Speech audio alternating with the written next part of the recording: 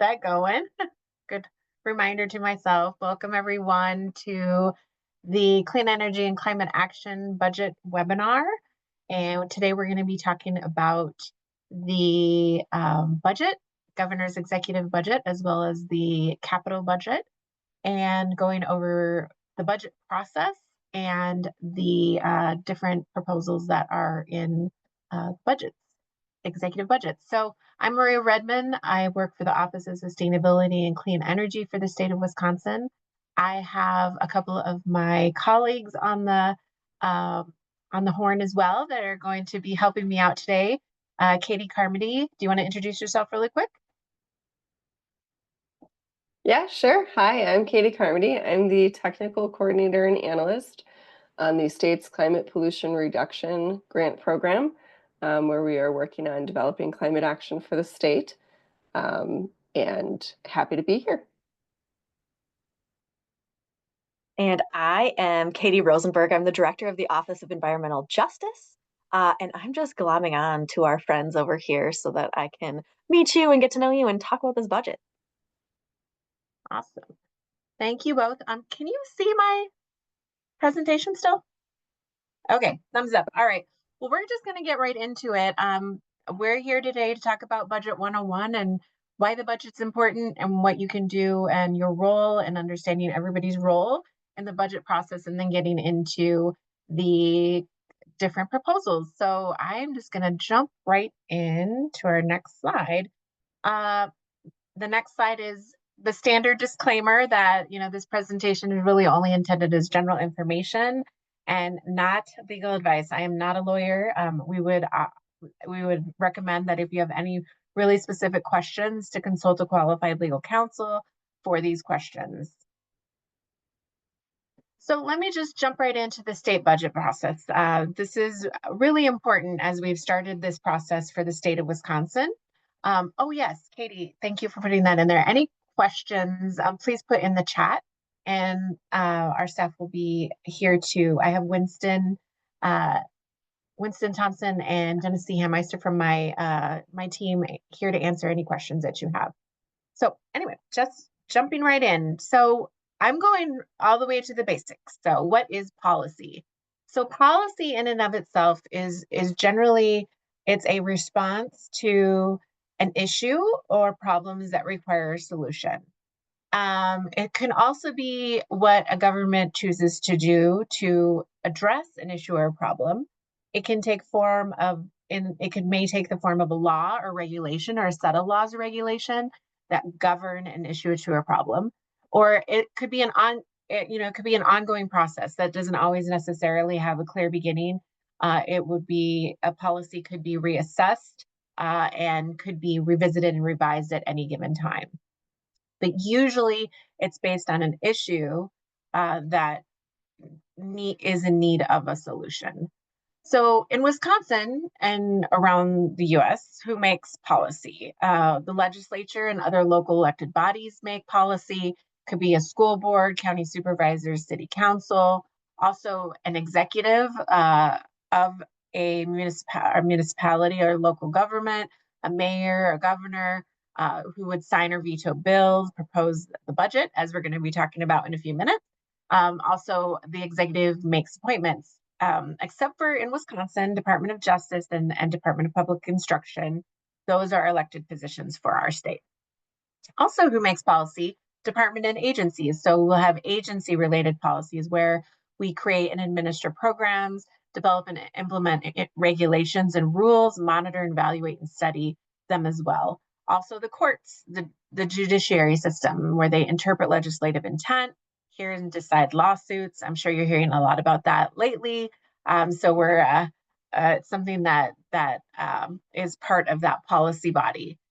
And what does the legislature do? So the legislature itself passes legislation, resolutions, sets and approves budgets. Also, they hold hearings and other fact-finding activities and provide help to constituents. So if you have a question about an issue within your area where you live, you have someone in the legislature that there's to represent you and to listen to your issues. You might have a solution to an issue or be able to provide you with information and connect you with information on different policies that are being proposed. I'm not going to read through all these, but Wisconsin has a lot of state agencies. And as you saw in the previous slide, there's a lot of their departments and agencies are part of the policy process. And so these are all of the different agencies for the state of Wisconsin. So just kind of the policy stages. So one thing is, and who plays a role in each of these policy stages. So one, identifying the problem. So you've identified a problem locally. Advocacy group, elected officials, government agents, and community members are generally the ones, pretty much everyone in the state in some certain role has the ability to identify the problem. That problem will generally get raised, the profile will get raised by the same advocacy groups, elected official, government agencies, and community members. Then you want to work towards developing a solution and getting that solution adopted. That would be the bill that would get adopted and proposed and moved into law. Advocacy groups, elected official, government agencies, and community members are also all engaged in that part of the process. Implementing the policy. So once a bill passes and becomes law, it would be implemented, and that could be it could be an advocacy group, government agencies, or community organizations that do that. And then you want to continue to assess the impact. This is the cyclical process of policy, is that you want to make sure that that problem, you've come up with a solution, and that solution has an impact on the issue at hand. And again, advocacy groups, government agency, and community organizations are all a part of that process. So who's who in the process? So in Wisconsin, if you go to legis.wi.gov, you can see who your legislator is. We have 33 state senators who have 4-year terms. We have 99 assembly state representatives that have 2-year terms. And the speaker and there's a speaker of the assembly and leader of the Senate who name committees, chooses committees, and they decide who's going to lead those committees. And then we also have the Joint Committee on Finance. This is actually unique to Wisconsin. Other states have separate budget and appropriations committees. In Wisconsin, we have a combination of both, and that's the Joint Finance Committee.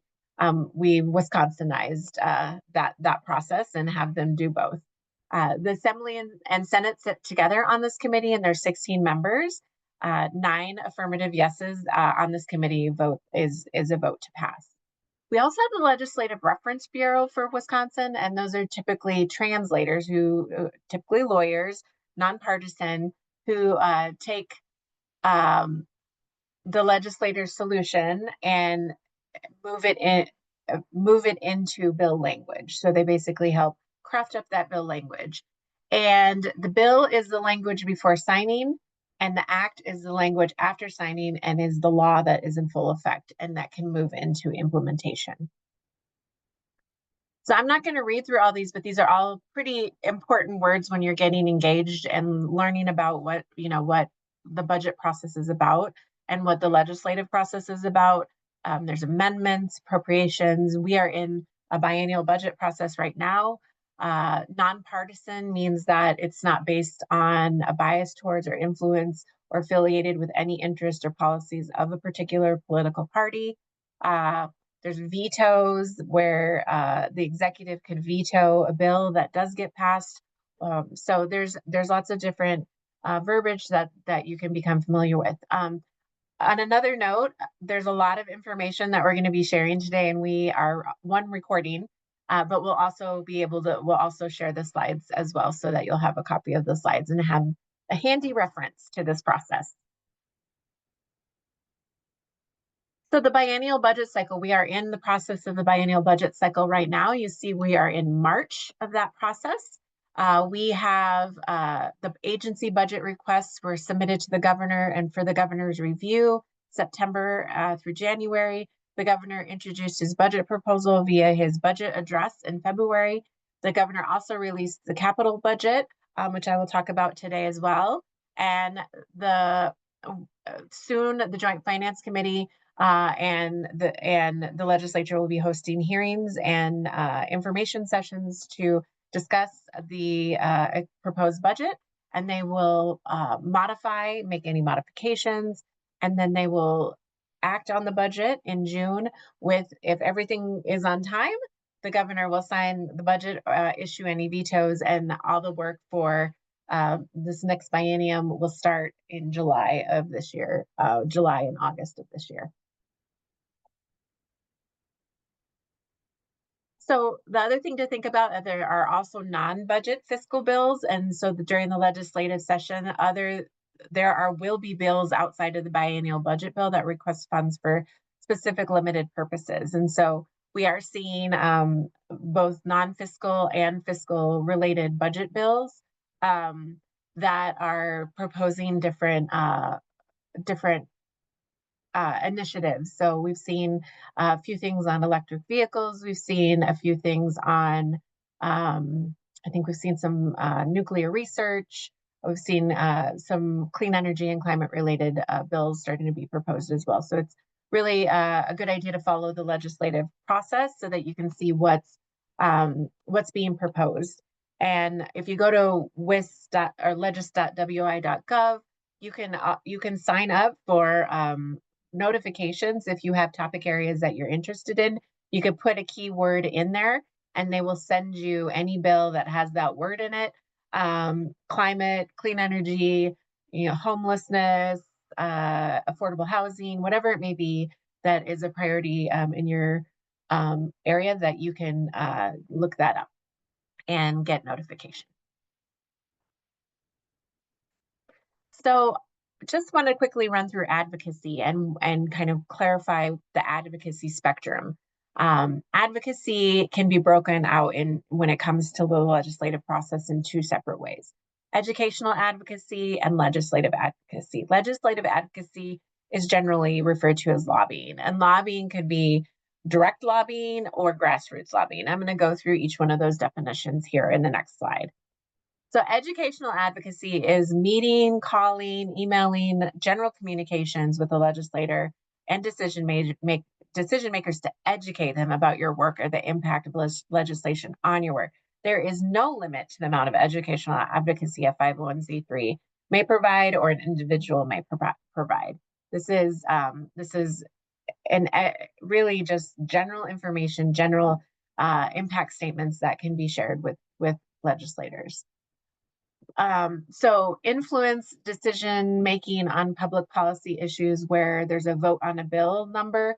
501c3 organization legislative advocacy is allowed within limit.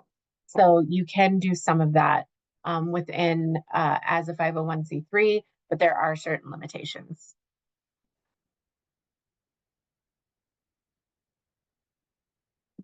So direct lobbying and grassroots lobbying, there is a slight difference in this. So direct lobbying is communicating with legislators, including staff, to influence legislation. So you're wanting a specific vote on specific legislation, and it's taking a position on public policy issues.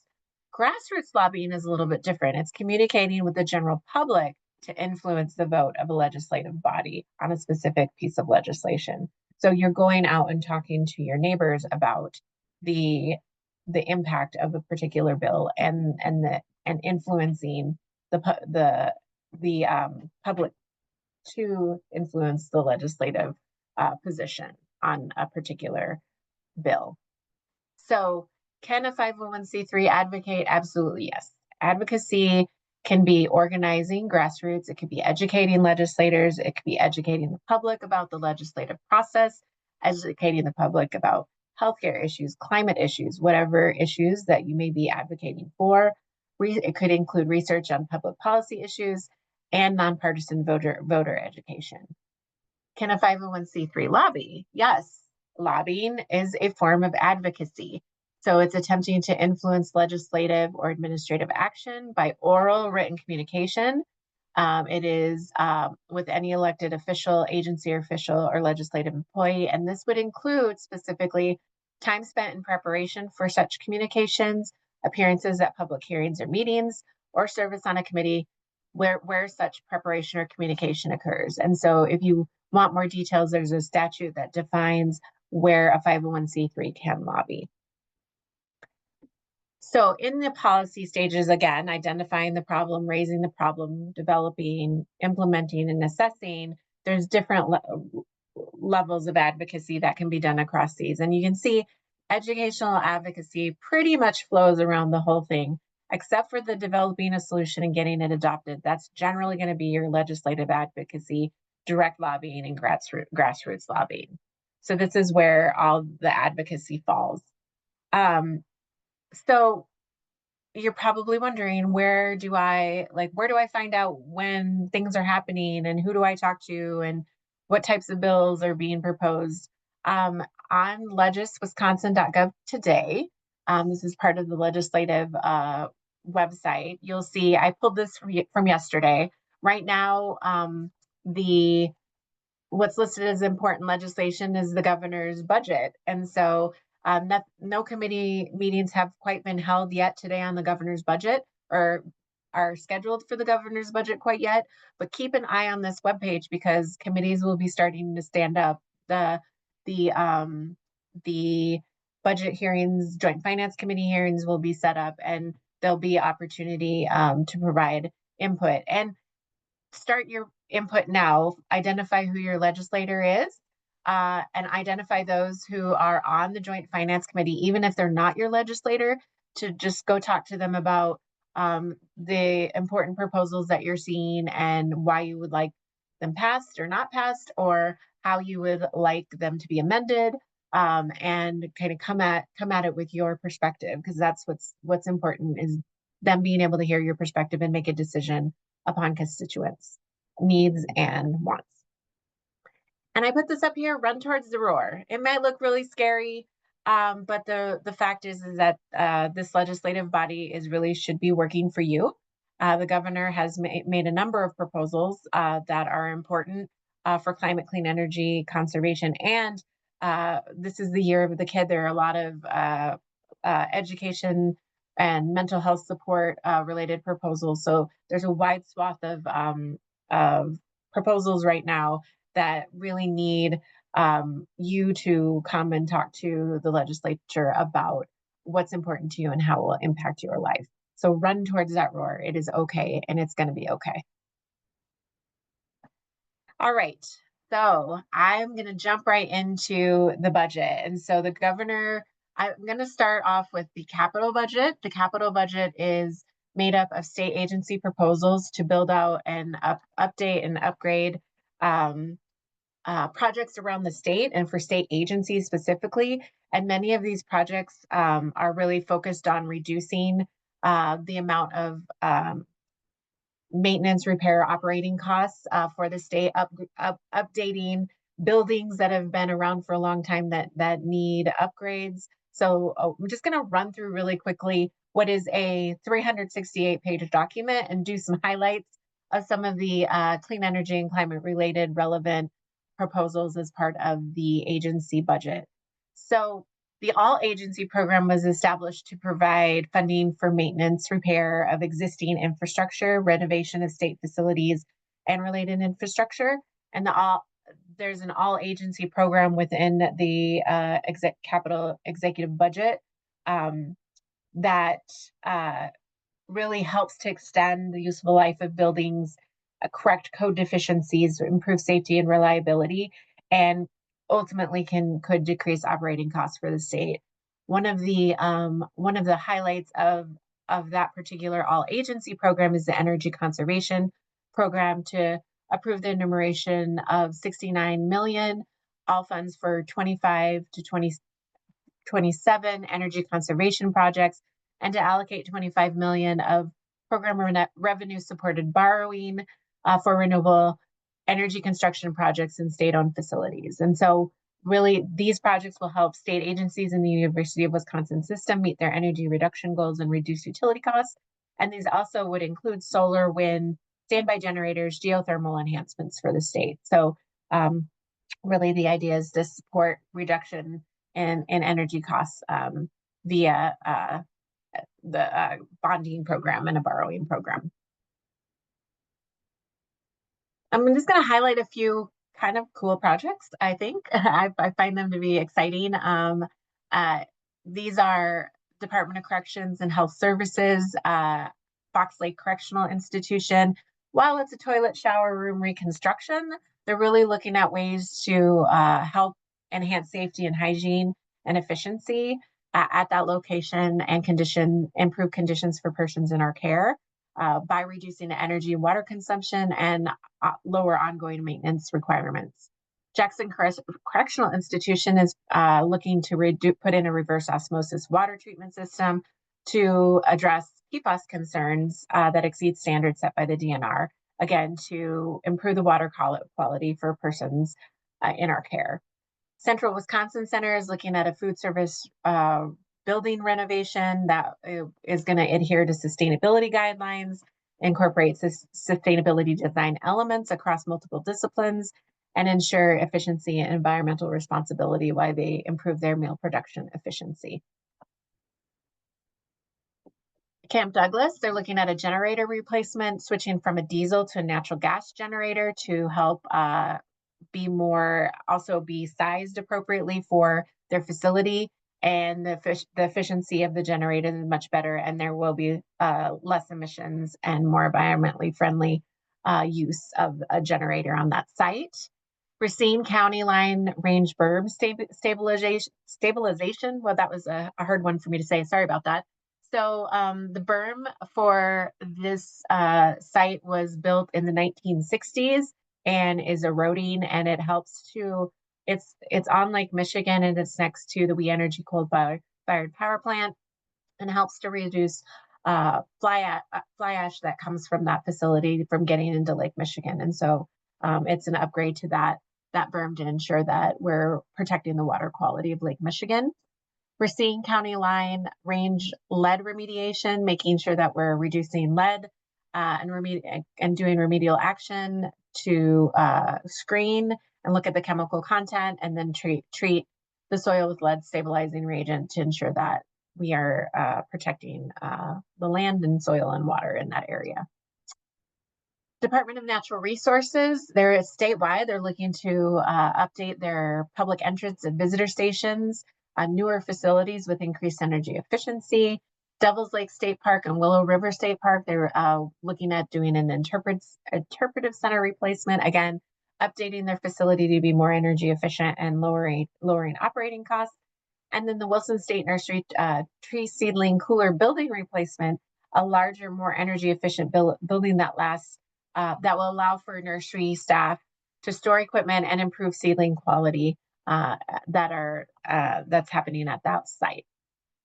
Department of Veteran Affairs, updating the food service and laundry facilities to decrease energy and maintenance costs, upgrading and expanding the Wisconsin Veterans Museum to help with that upgrade, improve visitor experience, as well as improving energy efficiency and help with when you have the bigger facility, that energy efficiency will help it make it energy neutral, and ensuring that we are reducing the cost of managing that facility. Also, Wisconsin Veterans Home at King, plumbing repairs and lead abatement, again, making sure that we're reducing the water, and also testing water quality to ensure that there's not lead issues. University of Wisconsin system-wide, there's a couple of things going on. Minor facilities renewal program, repair, renovate, and replace facilities. This is also to help ensure energy efficiency, upgrades to older facilities. You see a number of HVAC replacements, boiler replacements, things like that, to upgrade facilities into the current century, making sure that they're efficient and cost effective. And then again, the central plant upgrades and repairs at UW La Crosse, UW-Madison, UW-Oshkosh, Parkside, Platteville, and Stout. And then there's a lot of agency-specific projects in the University of Wisconsin system, and there's multiple projects listed that actually refer to UW Sustainability Building Design Guidelines, which also, and these guidelines really support Governor Evers' Executive Order 38 and the State of Wisconsin Clean Energy Plan Lead by Example efforts by deploying and implementing energy efficiency, renewable energy solutions, building resilience, and reducing emissions from facilities. So all of these have outrightly stated we are going to make sure that we address environmental, air quality, and emissions concerns at these locations. The State Building Commission actually is meeting at started their meeting at 2:30 today to go over all of these proposals. So it's very timely. They're deciding on which proposals to move forward, and once they have that list of proposals will go, I believe, to the Joint Finance Committee for final approval. So it's very timely for you to see these, and they hopefully many of these projects will move forward. If you want to see an update on what's going on these projects, you can go to this link, and we'll share all the updates with you there. Okay, I'm going to jump in to the climate and clean energy budget items now. This is from the governor's 2025 to 27 biennial budget, the executive budget. And so what we've done is we've parsed out all of the climate and clean energy budget items for your viewing enjoyment. Let's see here. Okay, so Governor Evers has been really working hard on the fight against climate change, and is committed to a clean energy and a clean economy climate efforts. And so we are continuing to see through his executive budget a number of proposals that support that. So I'm going to run through some of these. Like I said, I'm not going to read it. I have a ton more slides with lots of information, and we will share this, but just giving you the highlights here. For Department of Agriculture, Trade, and Consumer Protection, grants for biodigester operators certification and regional planning. And this would help to build out more biodigesters in the state. The Green Innovation Fund, that's the state's green bank, working on making sure that we get some money into that would help funding to Wisconsin Economic Development Corp to establish and support the Green Innovation Fund, which will increase lending and investment and activities in the renewable energy sector and help provide that upfront capital for projects through loans and grants. Rural capacity building, providing funding to the Wisconsin Economic Development Corp Office of Rural Prosperity for Thrive Rural Wisconsin to help build economic development activities, which could include clean energy and climate related activities in rural Wisconsin. Repowering Brownfields program to create a program to help assist developers and electric providers to develop renewable energy infrastructure on brownfield sites. A nuclear power plant feasibility study, so to commission the Public Service Commission to conduct a nuclear power plant feasibility study, primarily focused on small modular nuclear reactors. Also research credit for the expansion of nuclear research, and another tax utility aids for energy storage facilities. So include energy storage facilities and the calculation for utility aid payments to counties and municipalities to help continue to support build out of energy storage. Grants for local projects. This one is very exciting. The grants to non-state entities for local building projects to serve a statewide purpose. So there's a number of in the agency capital budget, there's a number of proposed local projects, but this would also provide support for local projects throughout the state, and that also could include clean energy projects.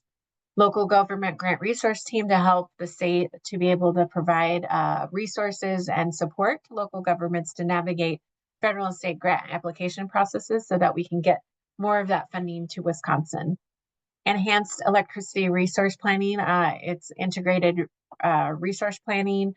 We do not have that in the state, and so this would give us the ability to really understand our long-term energy needs and work with utilities to get that information on demand and their planned approach to integrate clean energy into their into their energy portfolio. Securitization of retiring power plants. So making sure that we modify our current law to allow utilities to securitize the entire remaining unpaid balance of retiring power plants. We know that a number of power plants are proposed to be retired, and securitizing that would help with the remaining balance of those projects. Certificates of public convenience and necessity final action extension. It allows the chairperson at the Public Service Commission a little bit more time before taking final action on a project's CPCN. Energy and liquefied natural gas storage facilities. It provides utility aid payments to counties and municipalities where energy storage and LNG storage facilities are located, and also increasing intervenor compensation funding. So that provides additional funding for financial assistance for organizations to intervene on Public Service Commission of Wisconsin proceedings. Investing in energy efficiency, increasing focus on energy funding and residential customer energy storage. So doubling the amount that's put into the Focus on Energy program, and also allowing for energy storage projects to be included as part of, for residential customers to qualify for Focus on Energy incentives. Whole home upgrade grants, $7.2 million, that would establish a pilot program under Department of Administration, which would award one or more grants to Walnut Way Conservation Corp to fund home improvements for low-income communities. Right now in Milwaukee, and with the goal of reducing emissions, reducing the energy burdens, and creating cost savings in a healthier living environment for that community.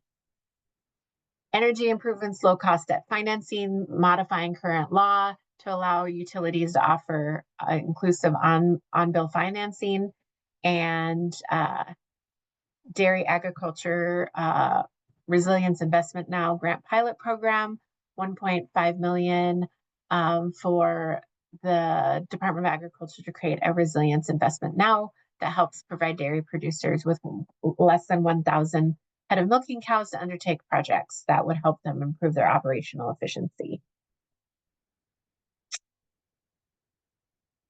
All right. So support for our tribal nations. So grants to each American Indian tribe or band within Wisconsin to basically have funding to support their needs. It could be for clean energy projects, could be for housing projects, whatever the tribe deems as their need, that could be available to them, and also to promote tribal language and cultural revitalization. Other tribal support as well, $1 million annually to help with home repairs, reduce energy and burdens, and improve health outcomes for tribal nations. As well as support Director of Native American Affairs for the state and agency tribal liaisons at each of, I think probably it was around 5 at 8 agencies, sorry about that, at 8 agencies throughout the state, so that we have tribal nation support at each of our agencies, working closely with the tribal nations. Also a Tribal Enterprise Accelerator program to help tribal enterprise accelerators and to help them diversify their revenue strategies outside of gaming and entertainment, and help with community development investment grants and capacity building grants. Again, which could include climate and clean energy initiatives on the tribal nations. Transportation, establishing regional transit agencies, and that allows for municipalities and counties to enter into agreements to develop RTAs anywhere in the state, to develop a transit capital assistance grant program to help transit providers replace vehicles, preferably cleaner vehicles that emit less particulates and pollution. Electric vehicle station consumer protections, ensuring that we have expenditure and position authority to have some oversight over electric vehicle charging stations and how they're charging and billing, or how their pricing structure works, to ensure that there is consumer protections related to that. And complete streets, ensuring that we're looking at multimodal options for the state and making sure that we support Department of Transportation's ability to promulgate rules and identify exceptions to the requirement. Also, eminent domain for non-motorized paths, ensuring that we, again, to build out the construction of non-motorized paths so that we can reduce emissions and have people do more biking, walking, so and that it's safe to do that in communities. Passenger rail operations assistant, increased funding support for passenger rail operations. Rail synergies, combining a couple offices to create new synergies, and emissions testing to fund vehicle emissions testing in Southeast Wisconsin to ensure that the air quality remains good down there. Okay, prioritizing climate resiliency and environmental justice. So community climate engagement grants. So this is pretty exciting. We have a network of people working in this space already. And so it's a really great opportunity to support local non-governmental organizations in Wisconsin and promote local climate and clean energy action and community engagement in the state. Also, community climate action grants supporting local governments to create climate action plans, develop a climate risk assessment and action plans to implement emission reduction and carbon reduction and action projects. Also, environmental impacts on communities. It requires DNR to establish a list of communities in Wisconsin that have a high density of individuals at or below 200% of the federal poverty guideline, and consider the impacts of projects on and the applications for projects and permitting for projects on particular communities, and making sure that there's community engagement associated with that effort. Then there's a couple of tax exemptions for residential electricity and natural gas, making sure that any electricity and natural gas sold for residential use, that it's expanded to include May through October, not just the current months of November through April. Also, sales exemption for battery storage and renewable energy systems, to create a tax exemption for energy storage for solar, wind, or biogas renewable energy systems. So expanding the tax exemption for that as well to encourage more energy storage. And advancing workforce and clean energy, the Wisconsin Fast Forward grants to provide funding for green jobs training through that program, workforce innovation grant continuation expansion to provide ongoing funding for workforce innovation, and workforce advancement to really build upon the foundation of federally supported workforce advancement initiative and continuing outreach to population groups that are underserved and disconnected from the labor force. And this is my last slide before I pass it over. Registered apprenticeship, expanding the state registered apprenticeship program, building bridging pathways between youth registered apprenticeship and apprentice infrastructure, and creating career navigators. So for each development area to have a career navigator to expand on the success of Wisconsin Career Connection pilot program, and then increasing expenditure authority for local youth apprenticeship grants by adding some more funding into the youth apprentice appropriation. So I'm going to pause and I'm going to pass it over to Katie to take over our conservation, forestry, and outdoor recreation section. Thank you, Maria. I hope you guys can hear me okay. I've got my headset in, so it should be good. Good. Yep. Okay. As I'm sure you can tell at this point, there's a lot of really great stuff in this budget, and we're really excited about a lot of the initiatives that are proposed in there. So I'm just going to highlight some of the ones related to conservation, forestry, outdoor recreation, which obviously is another big part of climate action in the state, is looking at those.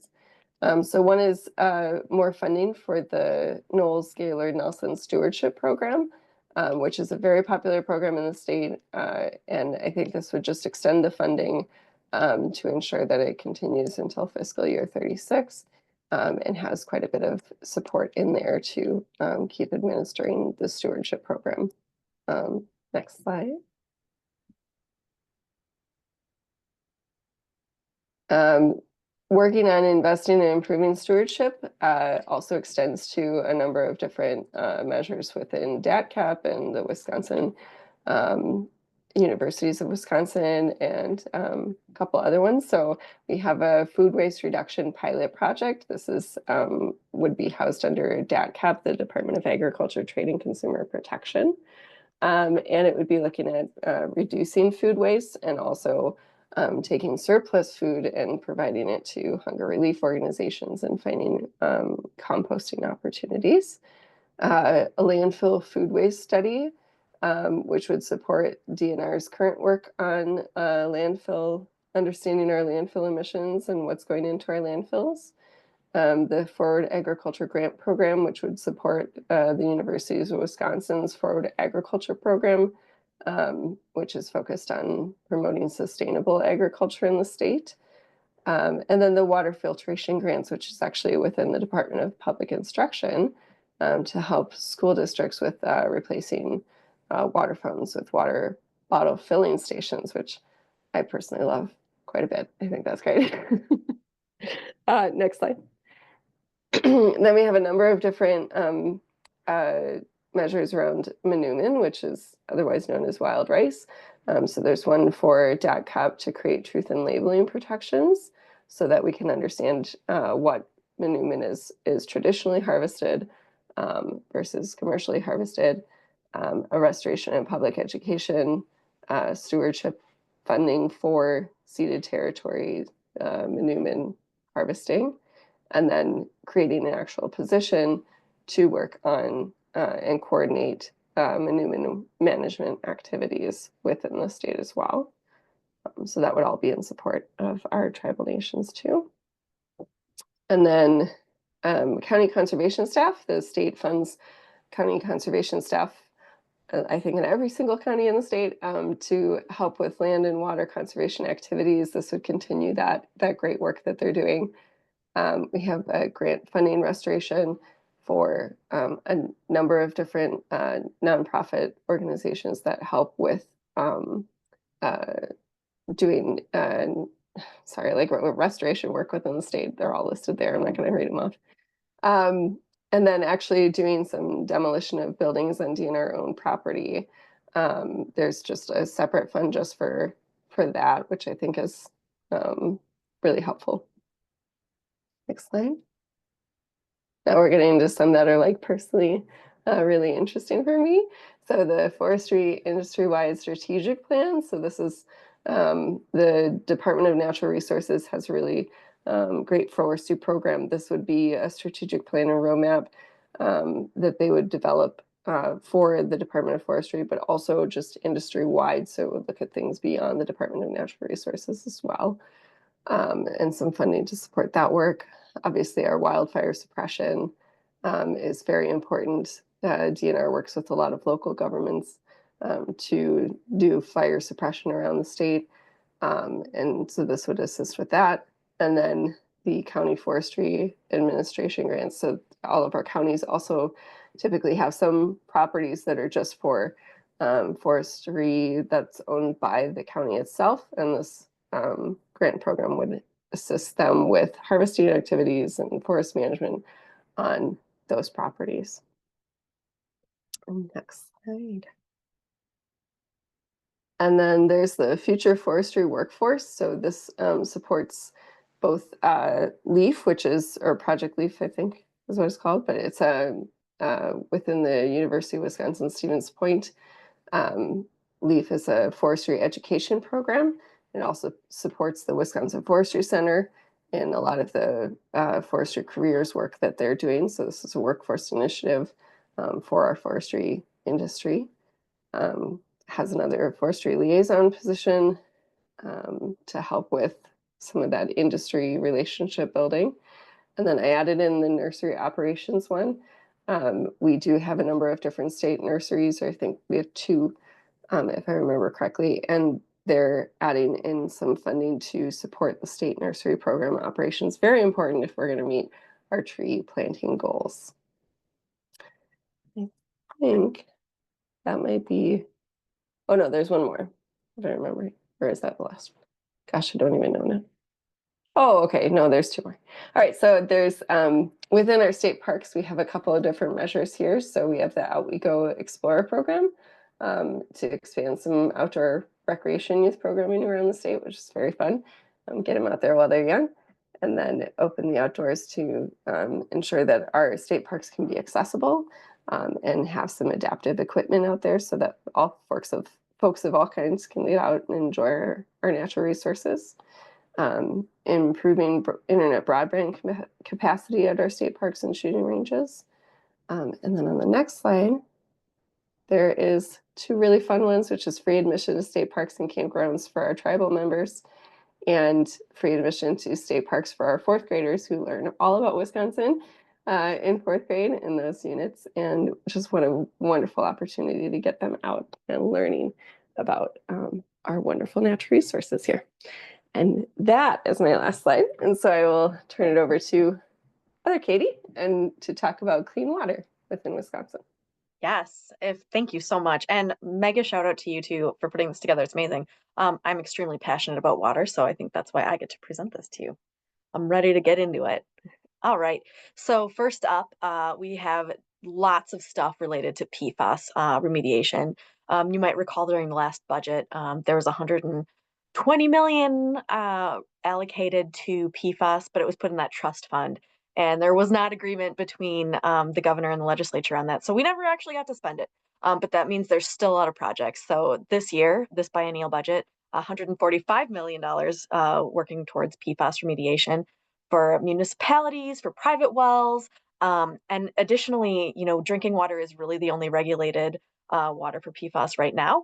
But the governor in his executive budget threw in some funding for surface water, groundwater, and I think maybe there was even some soil somewhere. But we're talking about water. So we're looking at stuff, funding for monitoring and remediation, looking at how we can use the spills law to make sure that it is protecting folks from PFAS, looking at groundwater standards. It's about time we start talking again about groundwater standards for PFAS. And we're looking through community grant programs. If you're in a municipality or you have a private well, you know that it's really expensive to remediate those PFAS. So making sure that there's funds for folks who are looking to do just that. Looking for testing. I know I live in Marathon County, and we have a county water testing site, but I don't know that they do PFAS or not. So having the ability to test for PFAS that's local would be very helpful. Making sure that folks have access to funding and understanding when it comes to land spreading, if you know what that is, using some of the biosolids from wastewater treatment to help nutrients get back onto the farm, but making sure we're not putting more PFAS into the water system. And also just making sure that across all of government, we have access to testing, including our friends at DATCP who manage a lot of those folks with farms. And making sure that we're looking at the environmental justice impacts of PFAS for transportation and disposal, making sure that some communities aren't overly exposed to these things. We can go to the next slide. Another one of my favorite things, farmer and producer-led initiatives. We have a bunch of really great work happening throughout the state. So ensuring that there's more funding for the producer-led watershed protection grant program. I've already heard that folks want more than $1 million for this program. And if I know anything about the budget process is that when you advocate for this, you actually get things done. I know 2 years ago in municipalities, we were working so hard on shared revenue. So if you are part of this producer-led watershed protection programming, advocate for this, talk to your legislators, it's really important. So it would increase the maximum amount that DATCP can administer, and also making sure that groups of farmers in the same watershed had the ability to implement those non-point source pollution abatement activities. Additionally, we know that nitrogen is an issue when it comes to farming. So this commercial nitrogen optimization program of $3.2 million in the next biennial budget. It takes out some language and makes sure that this funding is accessible to help agricultural producers implement and develop those projects and optimize that application of commercial nitrogen. You can go to the next one. Lead hazards. I'm going to keep saying that these are my favorite topics to talk about because they are, but making sure that we remove lead hazards. Lead service line replacement, we saw huge funding allocations federally over the last couple of years. We're not sure if those continue, but our governor says it's still a priority in Wisconsin since we have about 341,000 lead service lines still in this state. So this budget will provide funding under the Safe Drinking Water Loan Program. If you're a municipality, you know how that works. So that we can have the replacement of lead service lines, and it creates that continuing fund for projects that involve forgivable loans to private users of public water systems to replace those lead service lines. So we're talking both the municipal side and the private side being able to fund that. Lead poisoning and prevention response, that we have hazards when it comes to lead. So making sure that we are able to help out when we have investigations for children who maybe have lead poisons, that we're able to actually investigate where that's coming from. If it's from a lead pipe, if it's from walls and paint, if it's from windows, just ensuring that that program is well funded. We also want to make sure that we have conversion of lead poisoning and lead services, and that comes in the form of a grant appropriation from annual to continuing. So this kind of changes the way the program works, that it just continues on instead of having to make sure that it happens, once, and then when the money runs out, we're all kind of worried about it. And lastly, on this slide at least, we have the lead service line grant assistance. This is kind of the policy portion in that budget. It modifies current law to allow utilities to provide financial assistance in the form of 100% grant funding for the replacement of lead service lines for property owners. And if you see my face, I'm very excited about this. This is one of those things that I think a lot of communities started attempting to do during the bipartisan infrastructure law funding, being able to give that 100% funding to people, because having a surprise $4,000, $5,000, maybe $10,000 bill to replace your own lead service line when the street is being reconstructed in front of you is tough. So this helps. It helps it helps the property owners not have to pay that. All right, next one. And of course, we have folks, especially up here, up north and in rural areas with private wells. So this well compensation grant program, we're looking at $5 million there. That's an increase in funding over the biennium for financial assistance under that program, making sure that it provides changes to amending the well compensation program. Ooh, so many ways to say this, but looking at the program's contamination criteria and making sure that's in line with our federal quality standards, and updating those programs' financial qualifications to allow it to serve more Wisconsin residents. Good with the next one. Yes, and working on protecting Wisconsin waters from historical contamination, but also potential future contamination. We have soil and water resource management aid. We're looking at $10 million, and that is bonding authority for grants to counties for implementation of that land and water resource management plan.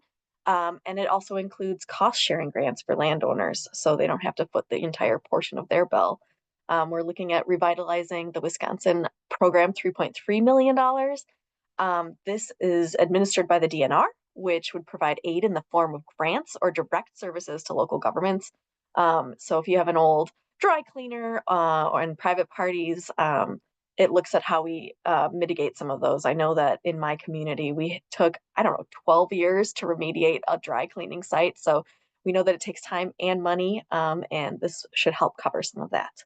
And lastly, on this slide, we have the Kewaunee Marsh remediation funding. We're looking at $18 million for that program. This would put money into the general fund for our friends at the DNR to develop a remedial action plan for the remediation of arsenic contamination in the Kewaunee Marsh in Kewaunee County. Next slide. I guess we're continuing with our past and present and future contamination programming.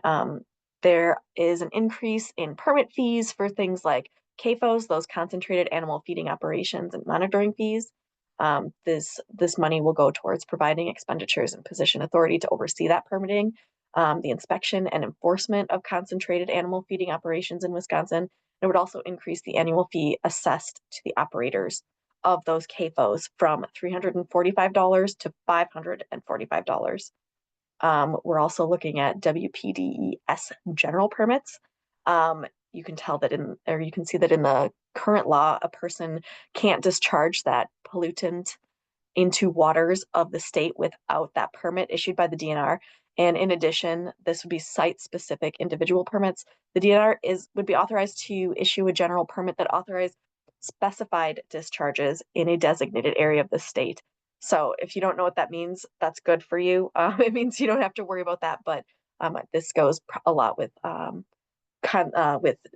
commercial type things, commercial operations, and the bill would require the DNR to charge a $425 processing fee for those permits.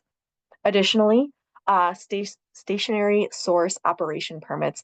So under our current state and federal law, our stationary sources that emit air contaminants are required to receive an operation permit from the DNR. Current law requires that DNR to promulgate the rules for payment and collection of fees by the owner or operator of a stationary source, for which an operation permit is required under the Federal Clean Air Act. Now, this bill would increase that fee from $35.71 per ton of emissions to $63.69 per ton of emissions. All right, next. We're also looking at an environmental impact fund that would increase that revenue bonding limit. So the current law authorizes the issuance of revenue bonds for Clean Water Fund programming and the State Drinking Water Loan Program under the Environmental Improvement Fund, but it limits the principal amount that those revenue bonds that municipalities can have for those revenue bonds. So it goes from about $2.6 million to, oh my goodness. And it increases our limit by, oh, yep, here we are, to about 726 million to, oh my goodness, 3.3. Yeah. All right, moving on. We have our bonding for our non-point water pollution abatement. So under our current law, the state may contract up to 57 million in public debt to provide financial assistance for projects that control pollution that come from diffuse sources rather than a single concentrated discharge source in areas that qualify as high priority due to water quality problems. Now that bill would increase the bonding authority for these projects by $10 million. And lastly, emerging contaminants. There are some things we don't know about yet or that we're just learning more about. So this program would increase the funding to monitor for and remediate contaminants of emerging concern. We are ready for the next one. And lastly, here we have sales tax exemption for prairie or wetland planning services. This would create a sales tax exemption for landscape planning and counseling services that pertain to the restoration, reclamation, or revitalization of prairie, savanna, or wetlands if such services are provided under a separate fee, distinct from other services. So that fiscal impact is estimated as an estimated reduction in tax revenue of about $500,000 in fiscal year 26 and 660,000 in 27. All right, next slide. It might be you next, and I'm sending it back to our fearless leader, Maria. Thank you so much. Thank you both so much for helping out there. All right, this is the last section. So flooding continues to cost Wisconsin families millions of dollars in damages to homes, businesses, and the environment. And the effects of climate change are increasing this risk. So by investing in resilient infrastructure and nature-based solutions, we can prevent much of the damage while ensuring homes and businesses remain standing for years and to come. So Governor Evers has proposed multiple strategies to mitigate and prevent the effects of flood and erosion for Wisconsin. And so there's a few proposals here for preparation and mitigation, pre-disaster flood resilience grants, to provide these grants to identify vulnerabilities, options to improve flood resiliency and restore hydrology to reduce flood risk and damages in flood-prone communities, as well as an urban non-point municipal flood control bonding. So provide 11 million in environmental fund supported general obligation bonding authority. So for urban non-point source cost sharing in the municipal flood control program. Targeted runoff management, so also providing 10 million in environmental funded supported general obligation bonding for targeted runoff management infrastructure projects. Also providing an additional 200,000 in segregated funds each year for non-capital targeted runoff management projects. This is the last slide, so thank you for second to last slide. The last one is questions or comments, but this is related to coastal resilience, erosion control loans. So requiring DNR to administer a revolving loan fund to assist municipalities and owners of homes located on Lake Michigan or Lake Superior and the Mississippi River, where the structural integrity of the homes is threatened by erosion of the shoreline, and Kenosha Dunes restoration, so providing erosion control, funding for erosion control projects for Kenosha Dunes. And that is everything in the governor's capital budget as well as the governor's executive budget. There's a lot there, and we appreciate you sticking around for a majority of it. I didn't see any questions come in. I don't know if that's if anyone I guess had we did questions. such a good job. There's none. Or maybe I somehow turned off access to chat or something. I have chat on, so. But pending no questions, we can let you all go, and we appreciate your time being here, and take care of yourselves.